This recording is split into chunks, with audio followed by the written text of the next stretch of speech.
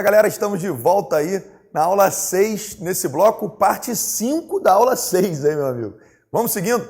No último bloco nós estamos falando sobre competência territorial, lembra? Estamos falando lá sobre o lugar, que se a ação versar sobre direito pessoal ou se versar sobre direito real de bem imóvel, o foro competente, o lugar, será o de domicílio do réu. Lembra também que no último bloco nós falamos sobre a execução fiscal, né? A execução fiscal, nós temos uma novidade agora no artigo 46, parágrafo 5º do CPC, artigo 46, parágrafo 5º do CPC, a execução fiscal, ela pode ser no domicílio do executado, na residência do executado ou do lugar onde ele foi encontrado. Então, cuidado que a execução fiscal, ela tem essas três possibilidades, né? O fisco aí, a Fazenda Pública, ela tem essa opção do domicílio do executado, da residência do executado ou do lugar onde ele for encontrado, tá bom? Finalizamos o bloco anterior falando sobre esse assunto. Solta na tela aí um trecho do livro do professor Eupídio Donizete, desembargador aposentado em Minas Gerais. Solta aí, Latino. Nós vamos ler aí agora na sua tela um trecho aí do livro do professor Eupídio Donizete, que ele faz uma organização bem bacana, que ele diz lá, domicílio do réu é a regra geral. Eu até brinco em prova, tá na dúvida, fala que o domicílio é do réu, tá bom? Diz aí o professor Eupídio Donizete que o foro, dito como foro geral, é o foro de domicílio do réu. Excepcionalmente, constatada alguma das situações previstas no parágrafo 1º ao parágrafo 4º e versando a demanda sobre direito pessoal ou direito real sobre bens móveis, o foro geral dá lugar ao foro supletivo. A execução fiscal, diz o professor Eupídio Donizete, é uma novidade que está no parágrafo 5º. De acordo com a literalidade do artigo 578 do Código Antigo, a execução fiscal só poderia ser proposta no foro de residência do réu ou do local onde fosse encontrado se não tivesse domicílio certo. Então, o CPC de 2015 agora deixa claro que caberá à Fazenda Pública a escolha, dentre as mesmas opções previstas no CPC de 73, do foro onde irá demandar o executado. Então, a previsão, ela reflete aí, de acordo com o professor Eupídio, e com razão, o entendimento jurisprudencial. É oportuno ressaltar que, com a promulgação da Lei 13.043 de 2014, não há mais em falar em competência federal delegada ao juiz estadual nas execuções fiscais propostas pelos entes federais. O ajuizamento de todas essas espécies de demanda deverá ser feito na Justiça Federal, mesmo que isso ocasione prejuízo ainda maiores ao próprio executado. A revogação dessa chamada competência delegada não deve, no entanto, atingir as execuções fiscais em curso. Em outras palavras, a regra trazida pela Lei 13.043 só vale para as execuções propostas a partir do dia 14 de novembro de 2014. Isso é muito importante para você aí que está estudando para a segunda fase de direito tributário, tá bom? Muito importante. Ou para você que vai fazer aí alguma prova sobre direito tributário, é uma pergunta que já foi cobrada. As execuções fiscais propostas pelos juízes de direito da Justiça Estadual, antes dessa data, serão por eles sentenciadas. E o eventual recurso será dirigido ao Tribunal Regional Federal, porque assim preferiu a Lei 13.043 de 2014. Eu trouxe um trecho ainda aí que aparece na sua tela sobre o livro do professor Humberto Teodoro Júnior. Denomina-se competência territorial, diz o professor Humberto, aqui é atribuída aos diversos órgãos jurisdicionais, levando em conta a divisão do território nacional e as circunscrições judiciárias. O novo Código, nos artigos 46 e seguintes, regula a competência territorial, também chamada de competência de foro. A distribuição interna dessa competência, chamada de competência de juízo, é matéria que é reservada às organizações judiciárias locais. Há para o sistema do Código um foro geral ou comum e vários foros especiais. Aquele é fixado, diz o professor Humberto, e com razão, e aqui em harmonia com o que diz o professor Eupídio Donizete, é fixado em razão do domicílio do réu, artigo 46. E estes levam em conta a natureza da causa, a qualidade da parte, a situação da coisa, o local de cumprimento da obrigação ou a própria prática do ilícito, que está lá entre os artigos 47 a 53. A regra geral do foro de domicílio, porém, ela vai comportar algumas exceções. De todas, a mais importante é a que vem do dispositivo do artigo 47, por força do qual, para as ações fundadas em direito real sobre bens imóveis, é competente o foro de situação da coisa, isto é, o foro onde esteja situado o imóvel. Pode o autor, todavia, optar pelo foro de domicílio do réu ou pelo foro de eleição, se a causa não versar sobre a propriedade em si, vizinhança, servidão, divisão ou demarcação de terras ou anunciação de obra nova. Assim, por exemplo, em um processo no qual se controversa um processo em que a controvérsia é acerca dos limites do exercício de um direito real de superfície, serão concorrentemente competentes o foro da situação da coisa, do domicílio do réu e do foro que tenha sido eleito às partes. E a competência para conhecer das demandas possessórias relativas a bens imóveis também é do foro situação da coisa. Cuidado em prova. Então vem aqui rapidinho. Esse direito real sobre bem imóvel, o foro é de domicílio do réu. É diferente se for bem imóvel, porque aí seria do lugar da coisa. Lugar da coisa. Local do imóvel, tá bom? Então aqui tem que tomar muito cuidado com o artigo 47 do CPC. O parágrafo 2º, ele é muito cobrado em prova. O artigo 47, parágrafo 2º, é assim, muito cobrado em prova. Por quê? Olha que doideira. A competência, doideira que eu falo assim, para a gente, né, ter uma linguagem mais próxima, né? Olha que pegadinha de prova. Em regra, a competência territorial ela é relativa. Ela é relativa. Por quê? Nós já vamos ver que quando nós estudamos competência, a competência, os tipos de competência, né, ou as espécies, ela pode ser absoluta. Deixa eu escrever legal isso aqui, para você tentar entender. Então, os tipos de competência, ela pode ser Rapaz, a letra está muito feia. Absoluta, mas eu estou me esforçando. Absoluta ou relativa? Absoluta ou relativa. E a gente usa o macete para tentar decorar se a competência é absoluta ou relativa. O macete são as palavrinhas MPF e VT. Aqui nós estudamos na absoluta MPF e na relativa VT. Professor, o que é isso? A competência relativa, VT, valor e território. Valor e território. Já a competência absoluta é MPF, matéria, pessoa e função. Então veja, em regra, a competência territorial, que é a que o CPC versa na maioria dos dispositivos, ela é relativa. Só que o artigo 47, parágrafo 2º do CPC, trata de uma competência territorial absoluta. Então, nós temos lá o 47, parágrafo 2º, que seria uma exceção à regra. Quer ver um negócio? Solta na tela aí, Latino, rapidinho. Então, calma aí, professor, deixa eu organizar isso aqui. A competência territorial, ela é relativa? Sim, ela é relativa. Mas existem casos no CPC que a competência territorial pode ser absoluta. É isso? É isso aí mesmo. Volta aqui rapidinho. Deixa ele organizar o raciocínio. Vamos lá. A competência territorial, ela é relativa. Essa é a regra do jogo. Beleza? Mas existem exceções no CPC. Vão existir casos aqui no CPC que, apesar da competência ser territorial, esse Tzinho aqui, ó, territorial, ela vai ser absoluta. Ela entra nessa regra aqui.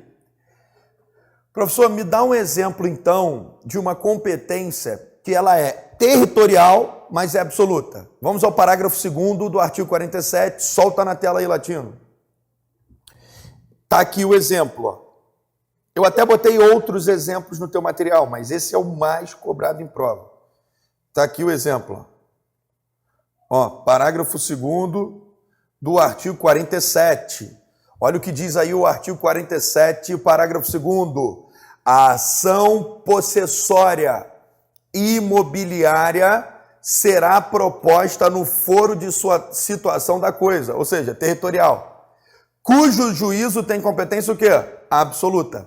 Então, se você tem a caneta vermelha aí, meu amigo, grifa o artigo 47, parágrafo 2º, porque é exceção, tá bom? Beleza? Deixa na tela aí, Latino, vamos soltar os slides aí para a gente seguir. Senão essa aula 6 vai ter 283 blocos, né?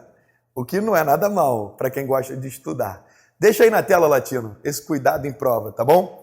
A competência para conhecer das demandas possessórias relativas a bens imóveis. Porque se for bem móvel, nós já vimos que é do domicílio do réu. Contudo, a competência para conhecer das demandas possessórias relativas a bens imóveis também vai ser o foro de situação da coisa. E a competência aí é absoluta.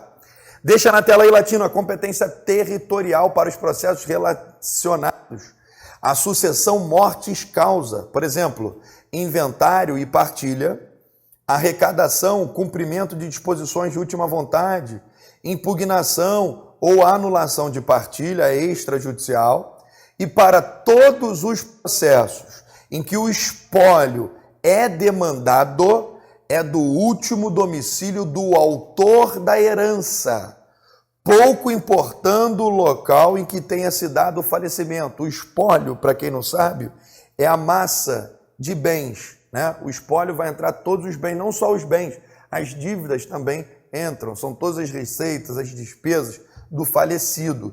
E essas ações, cuidado que as provas colocam que vai ser do foro em que faleceu. Não é. A demanda ela é proposta do último domicílio do autor da herança. No caso em que o autor da herança não tenha domicílio certo, a competência é do foro de situação dos bens imóveis. Então o cara não tem domicílio certo, mas ele tem um foro no Rio de Janeiro, na Barra da Tijuca. Opa, então é aquele fórum lá, o competente. E se houver imóveis localizados em diferentes foros, aí qualquer um deles teria competência. Por fim, no caso de não haver imóveis no espólio, pode acontecer, não tem nenhum imóvel, os processos poderão instaurar-se em qualquer foro em que sejam localizados bens móveis que possam integrar o montante. Demandas propostas em face do ausente, aquele cara que saiu para comprar um cigarro e nunca mais voltou, essas demandas propostas em face do ausente devem ser propostas no lugar em que ele teve o seu último domicílio conhecido, foro este também competente para arrecadação, o inventário e partilha para o cumprimento das disposições testamentárias.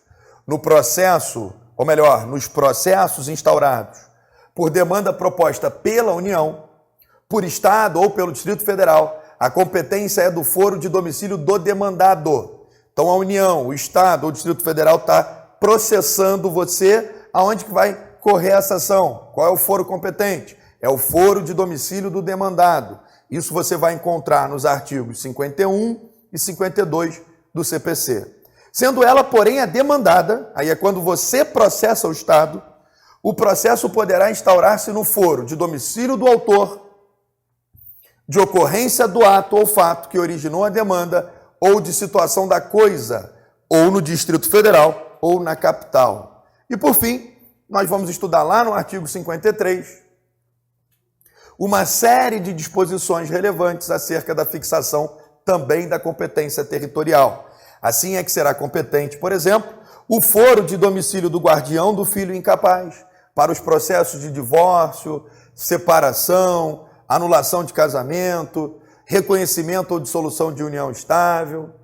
E caso não haja filho incapaz, uma grande novidade do CPC, a competência será do foro do último domicílio do casal, porque antigamente era do domicílio da mulher. E se nenhuma das partes residir no lugar do último domicílio comum, aí aplica-se a regra geral. Qual é a regra geral, hein? Foro de domicílio do réu. Havendo, portanto, filho incapaz, cuidado, a competência para os aludidos processos será do foro do genitor que tem a guarda, porque eu tenho que ver aonde o incapaz está morando. Eu já coloquei aí material 100% atualizado, curso aí mega atualizado, já coloquei no teu material a novidade prevista após a entrada em vigor da Lei 13.894 de 2019, que acrescentou a linha D no artigo 53 do Código de Processo Civil, sendo competente o foro para ação de divórcio, separação, anulação de casamento e reconhecimento ou dissolução de união estável, o domicílio da vítima de violência doméstica. Volta aqui comigo rapidinho, Latino. Recentemente nós tivemos uma alteração aí. A Lei 13.894 de 2019, ela altera a Lei 11.340 de 2006, que é a Lei Maria da Penha. Então a Lei 13.894 alterou a Lei Maria da Penha e, consequentemente, alterou o Código de Processo Civil. Professor, essa lei só alterou a questão de competência? Não. Essa lei ela teve aqui algumas alterações substanciais no CPC, tá bom? Por isso eu parei aqui rapidinho para te dar uma dica importante. Dá uma olhada na Lei 13.894, porque ela alterou alguns dispositivos. Ela alterou o artigo 698, o Ministério Público antigamente foi ótimo, né? Antes dessa lei, ele atuava somente nas causas em que, no direito de família, somente nas causas em que tivesse interesse incapaz. Mas agora não, se tiver violência doméstica também. Essa lei também alterou o artigo 1048. Essa lei trouxe uma prioridade de tramitação nos processos que versarem sobre violência doméstica e familiar, tá bom? Então ela alterou outros dispositivos do CPC que nós vamos estudando ao longo desse curso ou das dicas que eu estou sempre postando aí para vocês. Mas nesse bloco, na aula 6 aqui, eu quero que você que não está com o CPC atualizado, né? Que você abra. Se você puder imprimir, cara, tem uma página, alterou 5 artigos. É uma leizinha pequenininha. Imprime aí e grampeia, ou sei lá, cola aí no artigo 53, tá bom? Foi acrescentado, volta na tela aí, Latino, foi acrescentado essa linha D no artigo 53. E concluindo aí, nos casos de guarda compartilhada, e é sempre bom recordar que nos termos do Código Civil, do artigo 1584 do Código Civil, parágrafo 2º, essa é a regra geral de guarda dos filhos. É importante lembrar que o próprio Código Civil trata no artigo 1584, parágrafo 2º, a regra sobre a guarda compartilhada dos filhos incapazes, e vivendo os genitores em lugares diferentes, ambos os foros serão concorrentes competentes. O mesmo se aplicará aos casos em que, havendo mais de um filho incapaz, cada genitor tem a guarda unilateral de pelo menos um desses filhos. Não havendo filhos incapazes, ou no caso excepcional, mas possível, de nenhum dos genitores ter a guarda de qualquer dos filhos, será competente o foro do último domicílio do casal, se lá ainda residir pelo menos um dos cônjuges. Na hipótese de não haver filhos incapazes, ou de nenhuma das partes ter a guarda de qualquer um do filho, e nenhum deles residir mais no último domicílio, será competente o foro de domicílio do réu. Aí eu sempre volto para a regra geral, tá bom? Olha, volta aqui. Isso foi novidade, tá? Essa parte aqui do slide, aqui, cara, esses 2 parágrafos são novidade pura. Essa é a novidade fresquinha aí. Saiu ontem, né? Essa aqui saiu ontem, que eu digo fresquinha, não ontem, né? Vai falar, pô, o cara gravou esse curso. Não, saiu esses dias, beleza? Tranquilo? E aqui é interessante porque antigamente o casal se separava e aí tinha uma ação de divórcio, tinha que ser no foro do domicílio da mulher. Aí a mulher ia morar no Acre, né? Ou arrumava um gringo e ia morar nos Estados Unidos, dava ruim. Agora não, é do último domicílio do casal, salvo se tem filho incapaz. Se tem filho incapaz e está residindo com a mulher, aí continua sendo no foro da mulher, mas não por conta da mulher, mas por conta do filho. Beleza? Ah, professor, tem filho incapaz, mas mora com a avó. Vai ser do último domicílio do casal. Professor, mas o casal morava na Vieira Soto, morava lá em Ipanema, e eles se divorciaram, um voltou para Duque de Caxias e o outro voltou para, sei lá, para São Paulo. Vai ser aonde agora? No foro de domicílio do réu. Aí eu sempre volto para a regra residual, a regra geral lá. Beleza? Residual assim, se eu estou estudando os casos excepcionais, eu vou sempre lembrar da regra geral, que é o foro de competência do réu, tá bom? O foro de domicílio do réu. Solta na tela aí, Latino. De outro lado, será competente o foro de domicílio ou de residência do alimentando para o processo em que se pede alimento. Então, onde está morando o alimentando é o foro de competência. Nos processos em que tenham por objeto o cumprimento de obrigações, a competência territorial é do foro do pagamento. Paga onde? Paga no Rio. Então, lá é o foro competente. Já nos processos que versem sobre direitos, aqui é importante, que são previstos no Estatuto do Idoso. Qual é o Estatuto do Idoso? A Lei 10.741 de 2003. É competente o foro da residência do idoso. E aí, pouco importante saber qual é a posição ocupada. Não importa se o idoso é autor ou se o idoso é réu. É no foro de domicílio do idoso.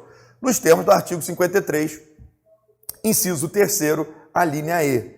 Disposição esta que derroga, ou seja, revoga parcialmente o artigo 80 do Estatuto do Idoso, que fixa, ou melhor, que fixava a competência do foro de domicílio e não da residência do idoso para tais causas.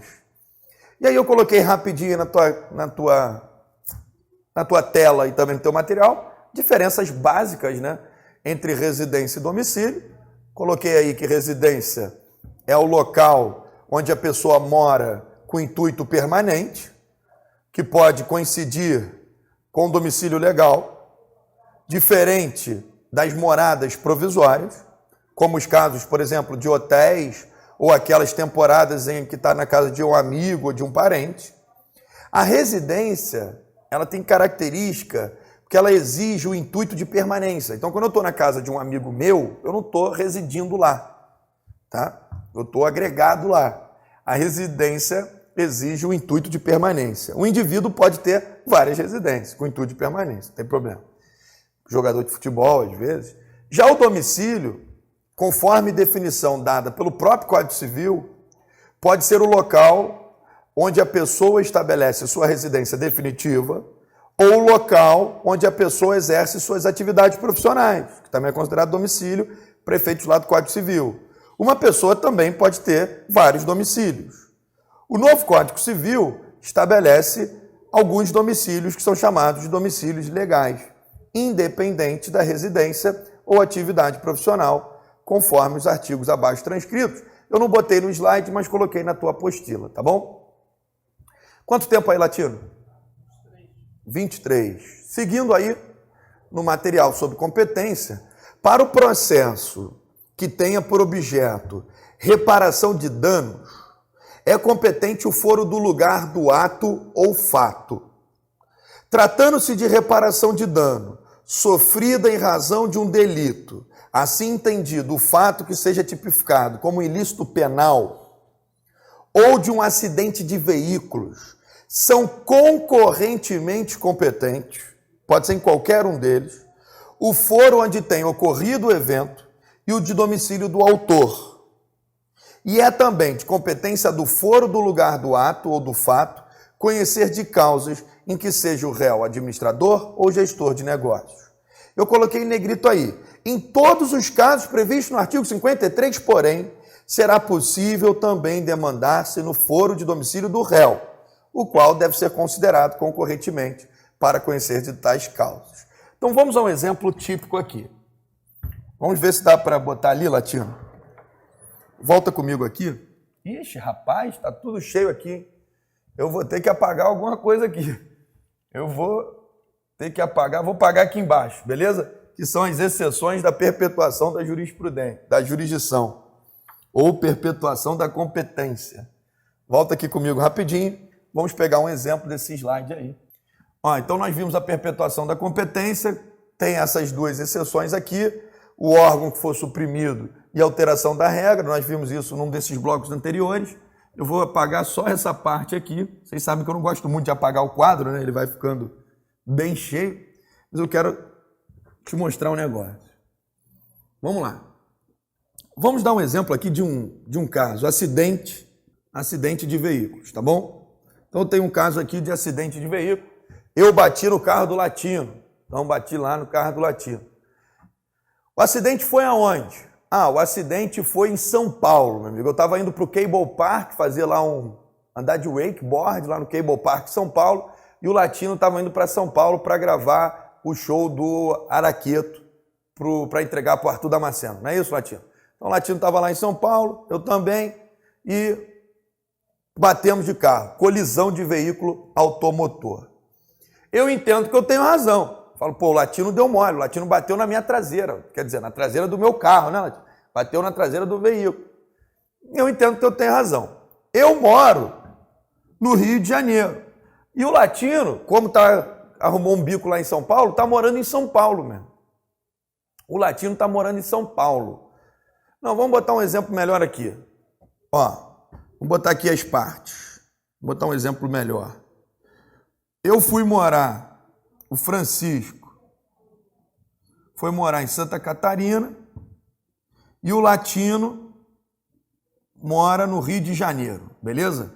Então, dei uns exemplos aqui melhores. Então, estamos com um acidente de veículo automotor, beleza? O Francisco e o Latino. O Francisco mora em Santa Catarina, o Latino mora no Rio de Janeiro. Mas o acidente foi aonde? O acidente foi em São Paulo. Pô, então eu tenho aqui São Paulo, Rio de Janeiro e Santa Catarina. Aonde essa petição inicial deve ser proposta? Vamos supor que Francisco entrou com a ação. Advogado, professor de direito, Latino não quis ir para a justiça. Então Francisco é o autor. E ele propõe a ação, Francisco propõe a ação, ele protocola a ação. Francisco protocola a ação em Santa Catarina. Em Santa Catarina. Então, Francisco protocolou a ação aí em Santa Catarina. Processo foi protocolado, então ele já está formado, tem a formação do processo, artigo 312. Ele agora vai para uma distribuição ou registro. Beleza? E caiu lá, então vamos botar aqui, caiu na 11ª Vara Cível da comarca de Santa Catarina. Todos estão entendendo? Francisco bateu de carro em São Paulo, bateu no carro do Latino. O Latino mora no Rio de Janeiro, Francisco mora em Santa Catarina. Francisco entrou na justiça pedindo a reparação. Só que o Francisco protocolou a ação em Santa Catarina e caiu na 11ª Vara Cível de Santa Catarina. Beleza? Caiu lá na 11ª Vara Cível de Santa Catarina. Vamos lá. Caiu na Justiça Comum, né? 11ª Vara Cível. Vamos fazer algumas perguntas aqui. A 11ª Vara Cível, ela tem competência e razão da, aqui ó, matéria? É justiça trabalhista? É eleitoral? É militar? Não. Então a 11ª Vara Cível tem competência e razão da matéria. Vamos analisar aqui se o juiz tem incompetência absoluta ou não. Vamos agora analisar a pessoa. Francisco e Latino, tem alguém da União aí? Algum ente da União? Francisco estava usando o carro da União ou Latino? Tem a União aqui? Não. Então, a Justiça Comum tem competência e razão da pessoa? Tem, Francisco e Latino. Francisco protocolou ação na primeira instância. Francisco protocolou ação na primeira instância. Função. Ele não protocolou no tribunal. A primeira instância. Então, aqui é o critério funcional. Olha aqui, ó. Alexandre Câmara, critério funcional. Esse juiz da 11ª Vara Cível, ele é competente em razão da função? Sim. Então, preenche todos os requisitos da competência absoluta?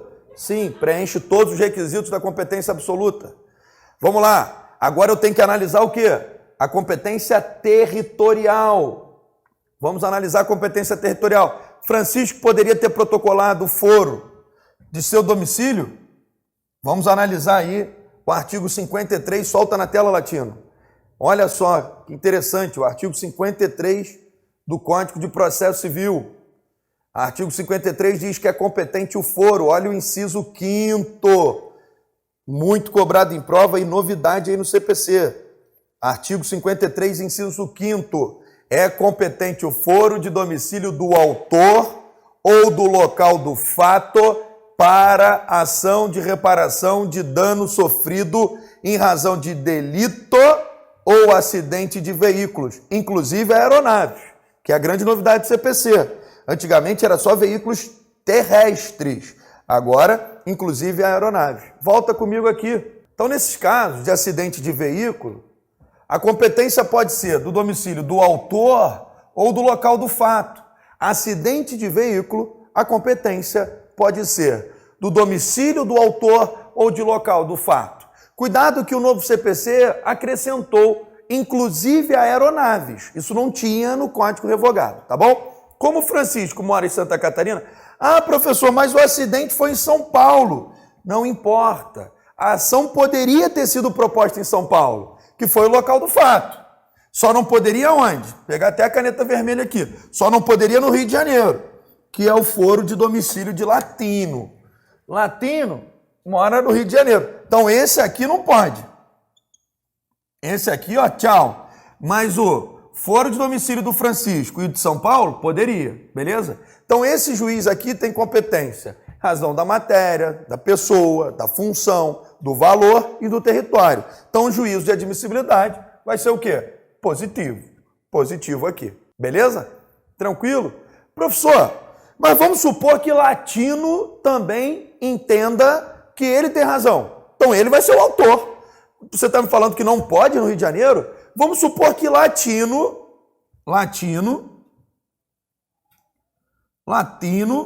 proponha a ação. Aí ele vai protocolar no Rio de Janeiro, porque ele é o autor. E caiu na terceira vara cível, do Rio de Janeiro. Ué, ele também não é competente? O foro de domicílio do Rio de Janeiro? Sim, também seria. O problema é o seguinte, você vai ter que analisar o artigo 59. Porque eu vou ter que analisar a prevenção. Nós vamos estudar daqui a pouco as modificações de competência, a conexão, a continência. E as causas vão ter que ser reunidas, porque há uma conexão entre elas aqui. A causa de pedir aqui foi o acidente, é a mesma. Então tem uma conexão aqui. Nesse caso, quando Francisco protocola a ação em Santa Catarina e Latino protocola a ação no Rio de Janeiro, quem é o juiz que vai julgar? Da 11ª Vara Civil de Santa Catarina ou da 3ª Vara do Rio de Janeiro? 3ª Vara do Rio de Janeiro. Nesse caso aqui, eu vou ter que analisar quem protocolou primeiro. Perdão, eu até respondi 3ª do Rio de Janeiro. Eu tenho que analisar quem protocolou primeiro. Vamos a um exemplo hipotético. Francisco protocolou a ação no dia 15/11 de 2019. 15 não, do 11 não, porque aí é feriado, né? Não vamos botar um feriado aqui. 15/10, beleza? 15/10 de 2019. Latino protocolou a ação no dia 25/11 de 2019. Quem protocolou primeiro? Francisco protocolou no dia 15/10 de 2019. Latino protocolou a ação no dia 25/11. Quem protocolou primeiro? Francisco. Então, a prevenção vai ser da onde? A prevenção daqui. Aqui eu vou ter a prevenção. Qual é o juiz que vai julgar? Da 11ª Vara Civil. Então eu vou analisar quando os dois dão entrada na ação, eu vou analisar para efeito de prevenção o artigo 59. Sim, porque a prevenção ela vai se dar do registro ou distribuição. Professor, mas vem cá. Então é de domicílio do autor ou do local do fato se for um veículo, acidente de veículo automotor? Sim. Então Francisco deu entrada em Santa Catarina porque Francisco está morando lá em Santa Catarina, é isso? É. Mas professor, se Francisco for morar em São Paulo, Francisco saiu de Santa Catarina aqui e veio morar em São Paulo. O Francisco saiu de Santa Catarina e foi morar em São Paulo. Essa ação, professor, ela vai para São Paulo porque o que levou Francisco a protocolar a ação em Santa Catarina foi porque ele morava lá. Ele podia ter optado em São Paulo, que foi o local do fato, mas ele não quis. Ele protocolou em Santa Catarina porque ele mora em Santa Catarina. Agora eu pego esse processo e desloco esse processo para São Paulo? Não. Por que não? Porque o artigo 43 do Código de Processo Civil diz que se determina a competência no momento em que ela é registrada ou distribuída. E ali eu vou aplicar a regra da perpetuação da competência. E a grande questão é, essa modificação aqui do domicílio, né, ou melhor, da residência do Francisco, é relevante ou irrelevante? O CPC diz que essa mudança de fato, ela é relevante ou irrelevante? Para o Código de Processo Civil, essa mudança de fato é irrelevante. Quer ver o negócio? Solta na tela aí, Latino, o artigo 43 do Código de Processo Civil. Artigo 43 do Código de Processo Civil. Solta na tela aí, Latino. O artigo 43 diz: determina-se a competência no momento do registro ou da distribuição da petição inicial. Olha que importante. Olha aí, ó. Sendo irrelevantes as modificações de estado de fato ou de direito ocorridas posteriormente, salvo aquelas duas exceções: suprimirem órgão judiciário ou alterar a competência absoluta. Beleza? Tudo certo? Volta aqui, Latino. Então quer dizer, se Francisco se mudar de Santa Catarina aqui e for morar em São Paulo, não vai o processo deslocar para São Paulo? Não. Por que não? Porque aí eu aplico o artigo 43 do Código de Processo Civil. Aí eu aplico o artigo 43. São irrelevantes as modificações de fato. Grande abraço para você e até a próxima.